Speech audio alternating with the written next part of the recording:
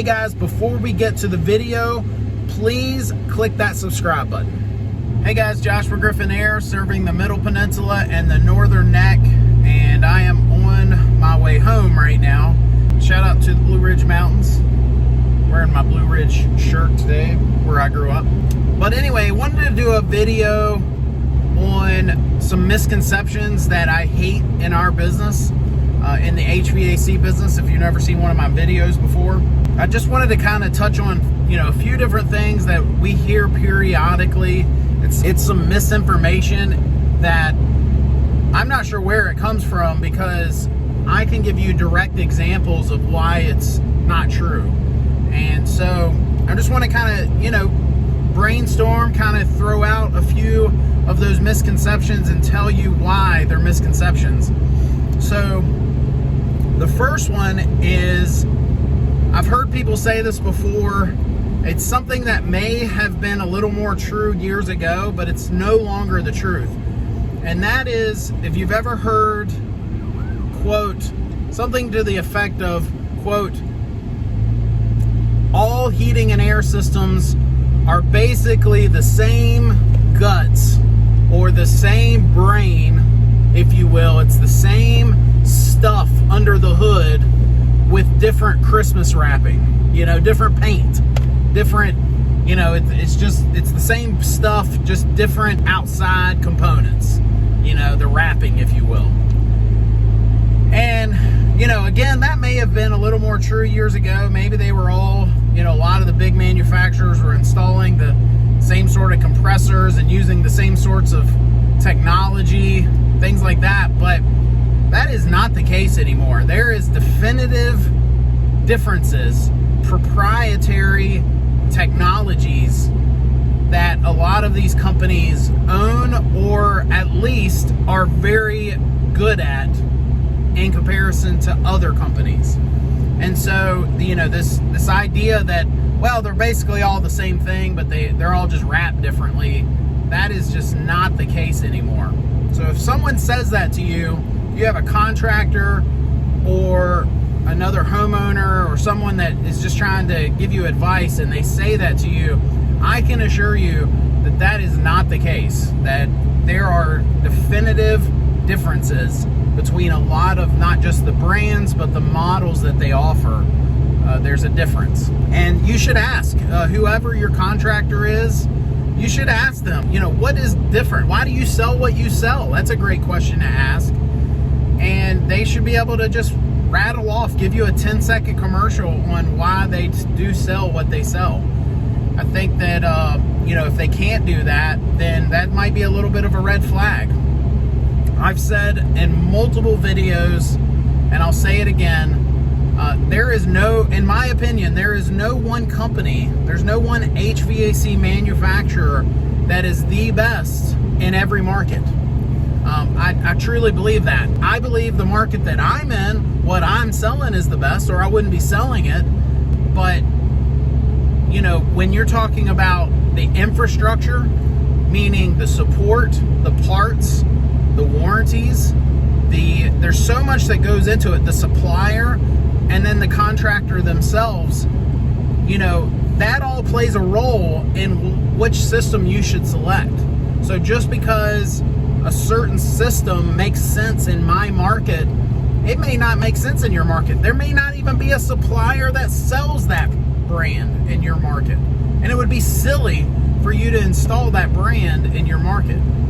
Same goes vice versa for us. I can think of at least one or two brands that it's hard to get a hold of their products, their parts, their equipment in our market in comparison to, other ones.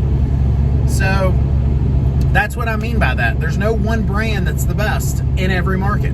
You got to find out what makes sense for you. So that is the first misconception that we do hear.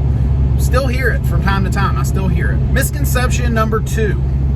I've heard this said before, and I don't hear it as much because things like the internet and people being more informed have helped with this. And that is, you should not put all your trust or all your eggs in one basket when it comes to, picking out the brand or the model or the equipment itself when you're deciding what's best for your home. I've heard it said before, and I agree, that it does not necessarily matter as much which brand you select or model. It really plays a bigger role on the contractor that you select and how good of a job they do and how thorough their installations are. I'll give you a good example. I'll tell you a little story. I had a guy help us out part-time years ago, and he had been working for one of the bigger companies in our area. He had been working there for a while, probably 2-3 years, and he came to work with us, and just something very simple to us. It's something that we do on every install. It's common knowledge. There's other YouTube videos and other people talking about the necessity of flowing an inert gas through the line sets when they're brazing, like nitrogen. There's been videos done on that. You should check those out. What it does on the inside of the pipe, and the black scaling oxidation that it does. Again, I think there's lots of different things, but that's one in particular. So we had this guy that was working with us. He had been working with a bigger company in the area, and we pulled out our nitrogen tank because we were ready to flow the nitrogen through the line sets, and he didn't even know what it was. We're talking about a journeyman, very close to being a master technician. He had years of experience, and he didn't even know what we were doing. He had never seen someone flow nitrogen. So that told me all those systems, sorry for the bouncy screen, by the way, but that just told me that all those systems, all the equipment that he had ever installed had all been installed incorrectly. And so that's just one story I could tell you. There's lots of stories. There's lots of things, that affect that. And, how do you know if someone did a good job or not, or does a good job or not? I think you just got to do some homework. You got to find out who's good, who's not. I wish, I tell you, I talk to my wife about this all the time. I wish there was a way that we could say to a customer when we're in their house, I don't care if you go with me or not. I don't care what brand you select. Do not use that company, the company that we're bidding against, because I can tell you hundreds of horror stories. But they don't know me. They don't. There's a trust factor there. There's a lot of variables that go into it, and they don't even know if I were to say something like that, if I'm being totally truthful. Misconception number 3.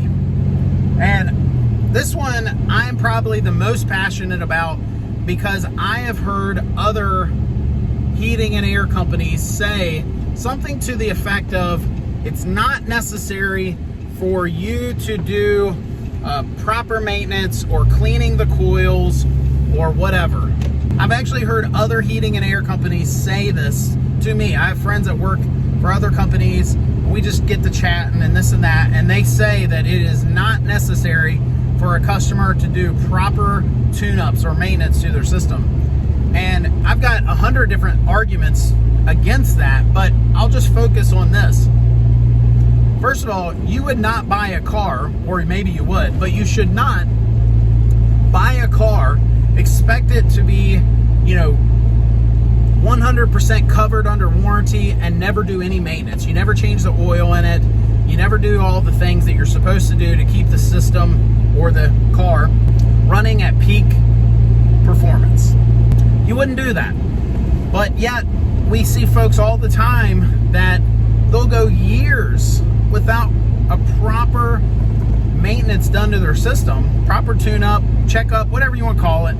I think that a proper maintenance or tune-up, at bare minimum, should involve, cleaning the system, making the coils as new as possible again, checking refrigerant levels, treating the drains so that to inhibit any clogging, things like that. I think those are all like bare minimums. That's stuff that we're going to do on every single system. You should have your heat exchanger checked every year if you have a furnace. things like that. You know, these are not just performance issues, these are safety issues in some cases, especially when you're talking about the heat exchanger. It's sort of like this. If you're thinking, well, you know, I've been told, or I think that, you know, a system's working just fine, you know, it doesn't need to be maintained or cleaned, that's just a gimmick, whatever. And, you know, I'll say this, air conditioners or heat pumps, you know, they're kind of like a vacuum cleaner. If you've ever covered the end of a vacuum, you know, and how much louder and harder it has to work, air conditioners are the same way. That's why you're supposed to replace your filter periodically. Let that system breathe. Let it operate like it's supposed to. And my last thing I'll say about that is I have done service calls. So if someone's called me and said, hey, I need my AC fixed, it's not working, and we go out and the only repair that needed to be done was a maintenance. It just needed the coils to be clean and everything to be, you know, cleaned up and so it can breathe and operate correctly, and that fixed the issue. I didn't even have to go any more than that. I didn't have to replace a part that had failed. It was just that. So if you've got somebody telling you that, then in my opinion, they are wrong. I think that your maintenance on your system, whether it's us or someone else, I think it's definitely a necessity. If you're in our market, we'd love to earn your business. Give Griffin Air, there's Griffin Air, give Griffin Air a call. If you're not in our coverage area and you are in the market for a new heating and air system, you got to check out my new website, newhvacguide.com. Before you spend thousands, you got to check out this website. I've put all kinds of information on there, stuff that manufacturers and contractors don't even want you to know. I've put it on this website. I have a whole page called no-nos, you know, stuff to stay away from. It's like a bonus page to the guide. And so definitely check out that website and please subscribe. Thanks.